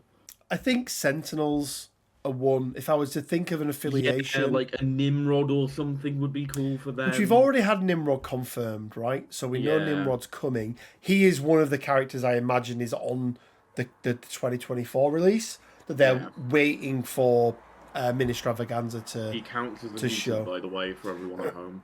He He's does. vaguely Yeah. associated with mutants. He's a mutant. He's going to have X-Men on the box, right? So anything else? I'd like a Scorpion for foes. I think Scorpion would be cool. yeah, just to get that original Sinister Six Yeah, would be I'd quite also cool. very much like a Mr. Negative, just because I think he's cool. Oh, that'd be so cool. And I think there'd be some really interesting paint jobs of that as well. Yep. Like, Yeah. But I think overall, I think the glaring obvious thing that has not been tackled yet is Fantastic Four.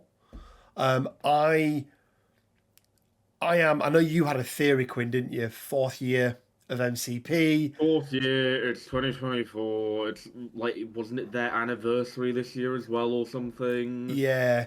It felt like all of the stars were aligned, and then maybe like Disney have gone, no.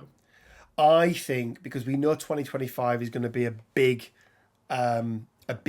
Fantastic Four year in the MCU. They're going to get the reboot. We just got all of the, we've got Pedro Pascal is going to be the new Reed Richards.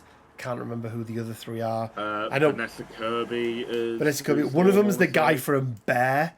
If you've seen the FX show Bear. No, you're thinking of the guy from Stranger Things. You're thinking of Joseph Quinn. No. The guy that's playing Clobbering Time. You don't mean the main guy from the Bear, do you? No. He's like the cousin of the main guy from Bear. I thought you meant the main guy was like, he looks a little bit like the guy they've got for Torch, I guess. And No. But overall, Quinn, so I think that's coming 2025. I think it's a pretty good lineup. I think it's a good mix of new things and then going back and looking at affiliations that needed some help. So yeah, it's. I mean, let's be honest. everyone's looking at Q4 going, give me Dracula. Like, that's what we're really looking forward to. But there we go, guys. That is our breakdown of everything MCP from Adepticon this year. The next big sort of spout of releases and new things is going to be July, when it's Ministravaganza. So again, we'll be covering all of that. As and when we get other characters through, we'll do them as well. But let us know what you think down in the comment section below. What is your favourite character that you've seen in I know they called it Ministravaganza then, Quinn, but in the Adepticon lineup? Quinn, if you pick one character from any box. One character from any box. I mean, I feel like I owe my loyalty to Dracula because I wanted him for so long. Equally, I think Shang-Chi's really cool. I like foes. There's a lot of good stuff there, and then there's all that mutant crap that can stay on the shelf. Yeah, I think from what we've seen so far, if I was to pick favorite model, I'm probably still going to say the Black Panther model. That Black Panther model is very good. It is exceptional. I think the character that I'm let's go with two for me. The character that I'm most looking forward to that we've seen, Shang-Chi. Can't wait to get him on the table. The character that I'm most looking forward to see how they work is probably going to be one of the Dracula pack, and it's probably either Dracula himself or Frankenstein. Frankenstein. I do love me some Mary Shelley. But you got Werewolf by night by day in that box, and you pick by night by day. Yeah, there we go. He's only not a werewolf during the crepuscular hours. But there we go, guys. If you, let us know what you think down in the comment section below. If you want to support us, you can do by supporting us on Patreon from as little as £1 a month. There'll be a link down in the description below. And as always, you can hit that join button and become a YouTube member as well. But you don't need to do any of those things. You can just simply like, share, subscribe, comment. It all really, really does help. Check out our Discord. We are just rounding up our latest MCP event. We're going to be doing another one in a couple of weeks' time. So if you want to join in on that one, head over and check it out. And, head over to the Discord. That's what you should do as well. And as always, guys, it leaves me just enough time to say stay well, keep safe, and until next time, bye for now. Blah, blah, blah.